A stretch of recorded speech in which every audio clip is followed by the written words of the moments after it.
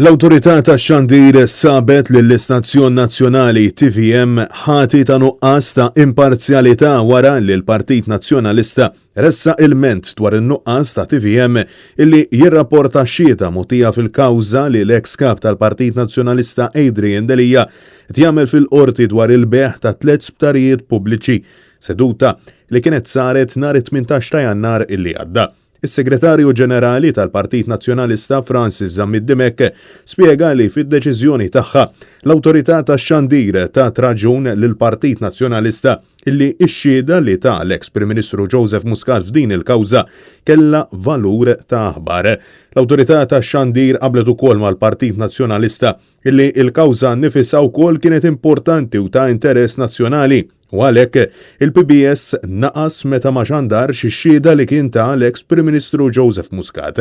Il-Partit Nazzjonalista kien rappreżentat mis-Segretarju Ġenerali Francis Zammid-Dimek u mill-Avukat u Deputat Nazzjonalista Karol Aquilina quddiem l-Awtorità tax-Xandir. Karol Aquilina saħaq illi fil-waqt li din l-aħbar kienet irrapportata fuq l-istazzjonijiet u l-midja kollha lokali, TVM għażel illi jiċċensura kompletament dak illi seħ dakinhar. Ta' fil-waqt illi Francis Zammid-Dimek insista illi x-Xandir tal-Istat għandu l-obbligu tal-imparzjalità illi joħorġu mill-att dwar ix-Xandir. Il-Partit Nazzjonalista jinsisti li x-xandir pubbliku m'għandux jibqa' jintuża bħala għodda partiġjana f'idejn il-Gvern ta' Roberta Bella.